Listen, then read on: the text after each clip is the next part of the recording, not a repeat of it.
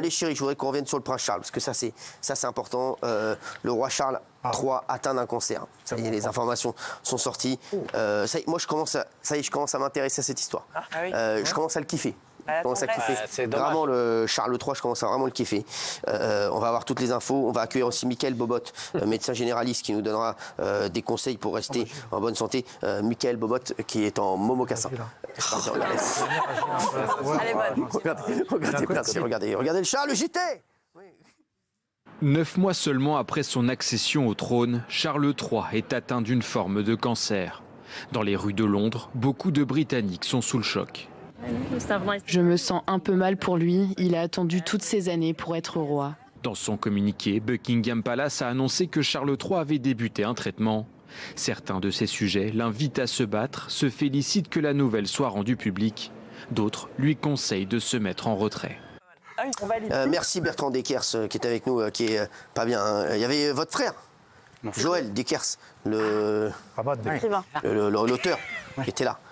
C'est pour ça que vous avez mis un cœur comme ça? Oui. C'est pour... Ah ouais, pas mal. Le docteur Bobot aussi. Le docteur Bobot, je l'adore. Il est incroyable. Franchement, il est incroyable. Je l'adore. Je cherchais un médecin généraliste d'ailleurs. Quand vous voulez, Cyril. Pour moi et mon père. Mon père aussi, tiens, mon père aussi. Surtout votre père. C'est mon père qui me soigne. Ouais. Et voilà, comme ça, au moins, vous serez deux, d'accord? Mon père ne veut plus me soigner, il dit que je suis trop chiant. Donc voilà, si vous voulez bien, non, c'est vrai, mon père ne peut plus me blairer. Voilà, donc, Bertrand, alors qu'est-ce qui se passe? Donc, les informations du jour, vraiment, par rapport à ce qui a été dit hier, c'est que le prince Harry est enfin arrivé sur Londres. Il était 14h heure française, il était arrivé à l'aéroport d'Heathrow. Vas-y, Molo, déjà que tu as... dans le nord de Londres, et directement, il a rejoint Clarence House, qui est la propriété où Charles III et Camilla étaient dans l'après-midi. Ils se sont vus pendant 2 heures environ, ils se sont parlé, dit-on. 2 heures? Oui, 2 heures.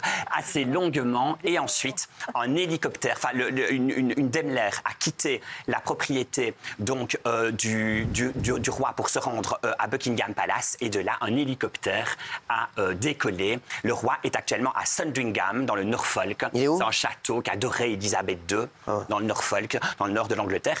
Et il se repose, nous dit-on, pour quelques jours, mais on sait très bien que d'après le communiqué, il va y avoir des soins qui vont être répétés. Donc le premier soin a eu lieu hier, ce qui veut donc dire que la presse, pour l'instant, tablerait sur de la radiothérapie.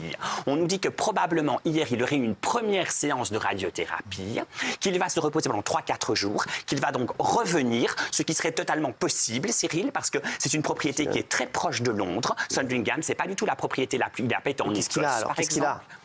Ah, cancer, c'est sûr. Alors, on va demander au médecin, parce que merci, monsieur, merci, docteur Bobot, d'être là. Il a quoi, alors, le roi Charles III? J'en sais rien. Merci, docteur. Allez. Merci. Merci, docteur. Merci. Merci, docteur. Merci. Allez, on va bouffer. Je l'adore. Non, mais y a-t-il un lien entre le cancer? Je ne connais pas la nature du cancer qu'il a. D'accord. La seule chose qu'on sait, c'est qu'a priori, il faisait des examens pour un problème de prostate. À son âge, il doit avoir une hypertrophie bénigne de la prostate. Et pendant l'examen, ils ont découvert autre chose. Mais c'est tout ce qu'on sait. D'accord. Donc voilà, a priori, il a un cancer et a priori à un stade suffisamment avancé pour qu'on envisage un traitement. D'accord. Et que ce ne soit pas un traitement premier en chirurgie, c'est tout ce qu'on sait. Donc, est-ce que vous pensez qu'il a été détecté un peu donc il a été détecté assez tard Ça a été détecté par inadvertance, c'est-à-dire qu'on ne cherchait pas et on a trouvé. Ah d'accord, voilà. Non, mais ça c'est intéressant, d'accord. Voilà, donc, mais c'est souvent comme ça, parce que le cancer, finalement, quand ça commence à parler, c'est un peu tard. Ah ouais. C'est pour ça que la prévention est un élément extrêmement important. Il faut prévenir les cancers, que ce soit les cancers chez la femme, avec le sang et la mammographie, ou le cancer du col de l'utérus avec l'HPV. Donc je vous engage tous à vous vacciner, enfin tous. Les gens qui n'ont pas eu de relation sexuelle, a priori, à se vacciner contre l'HPV, voilà, c'est ça. Et surtout... Ah, voilà, désolé. Et surtout, arrêtez de fumer. Vous voyez, hein, le graphique est extrêmement clair hein, chez la femme et chez l'homme. Le premier cancer des deux, c'est effectivement le cancer du poumon, donc c'est le tabac. Bien sûr. Donc, on peut éviter en prévenant les cancers, donc c'est pour ça qu'il faut... Et le foie, c'est l'alcool ou pas le foie? En l'occurrence, oui. C'est pas que. Ouais. Ah, vraiment. Il y a quoi d'autre? Il y a l'alimentation, ça va sur quoi? l'obésité. Ah ouais. Donc on peut arriver à réduire le nombre de cancers en ayant une alimentation saine, une hygiène de vie correcte.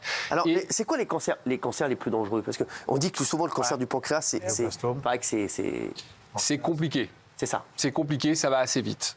Ça va assez vite. En l'occurrence, le cancer de la prostate chez la personne de 75 ans est un cancer d'évolution assez lente. D'accord. Parce qu'en fait, ce qu'il faut savoir, et ce que je dis pour les téléspectateurs, ce que dit le docteur, c'est que plus vous êtes âgé, moins la maladie va rapidement, évolue exactement. rapidement. Elle va évoluer plus lentement quand vous êtes âgé. Donc en fait, c'est plutôt mieux d'être âgé quand on a une maladie comme ça. On a une fréquence extrêmement... Les 2 tiers des cancers apparaissent entre 50 et 65 ans. Voilà, c'est vraiment le moment où entre 50 et 70 ans, c'est là où il faut faire de la prévention parce que c'est là où les cancers apparaissent. Quand ils apparaissent très jeunes, les cancers évoluent rapidement, c'est souvent les leucémies par exemple, et ça évolue rapidement et c'est souvent de mauvais pronostics. Mais quand on est âgé, le corps étant âgé, les cellules cancéreuses le sont aussi. C'est ça. Et donc elles prolifèrent moins vite. Exactement. C'est ça. Les gars, docteur Hanouna, quand je suis avec un collègue, là je vois qui parler. Qu'est-ce que vous vouliez dire? Pardon. Moi, je voulais dire que si on remonte un peu dans l'histoire, le grand-père du roi George VI est mort d'un cancer du poumon. On le sait. Et on pense qu'Élisabeth II, même si le rapport médical ne sera jamais rendu public, officiellement elle est morte de vieillesse, il y a quand même des bruits très bien informés près de la cour qui nous disent qu'en réalité, elle souffrait d'un cancer des os. Donc, ce qui voudrait quand même donc dire que le grand-père, la mère, voilà, je ne sais pas. Alors le grand-père pouvait avoir un cancer du poumon parce qu'il fumait. Oui, absolument. Ce qui était le cas. Voilà. Et la grand-mère pouvait avoir un cancer des os qui aurait été une localisation secondaire d'un cancer du sang. Il n'y a aucune hérédité dans les cancers. Il y a une hérédité dans les cancers, bien sûr. Bien sûr. Il y a une hérédité dans les cancers. On a, par exemple, dans les familles, on sait quand on a des gens qui ont eu dans leur famille père ou mère des cancers du côlon, on va avoir tendance à les suivre beaucoup plus rapidement et pas attendre 50 ans pour faire les premières coloscopies. Bien sûr qu'il y a une hérédité. D'accord. Alors, juste pour le roi, est-ce qu'il va pouvoir continuer à assurer ses fonctions? Mais ça, justement, voilà. Quel traitement va-t-il être apporté? On sait très bien que les personnes ne réagissent pas de la même façon. Si c'est de la radiothérapie, si c'est de la chimiothérapie. Il va être remplacé par qui, sinon temporairement? Alors, il y a une loi qui nous dit que ce sont les conseillers de la couronne qui seuls sont habilités à pouvoir représenter le roi. C'est qui? Le premier de ces conseillers, c'est Camilla, tout d'abord, qui est son épouse. Donc, elle le représentera. Et puis, évidemment, c'est le prince William qui reprend du service dès mercredi. Jusque maintenant, il ne fait absolument plus rien depuis près d'1 mois parce que, souvenez-vous, il est auprès de Kate Middleton qui est à Windsor et qui, elle, fera là également, en effet, dans la campagne de Windsor, à Adelaide Cottage, et a quand même été opérée. Alors, elle est vraiment Ferrala ou pas? Elle est vraiment Ferrala, oui, puisque 14 jours d'opération. Docteur, oui, docteur. C'est quoi? Elle est souffrante, docteur. D'accord, ok, c'est ça que ça veut dire. Elle ne peut pas bien. Elle est comment? C'est un terme de médecine. Ferrala. Elle est Ferrala. Voilà. Pour un problème, on pense bien de l'ordre gynécologique. Voilà. Donc, on rappelle quand même 14 jours d'hospitalisation et quand même une suspension de toute activité jusqu'au mois d'avril, Cyril.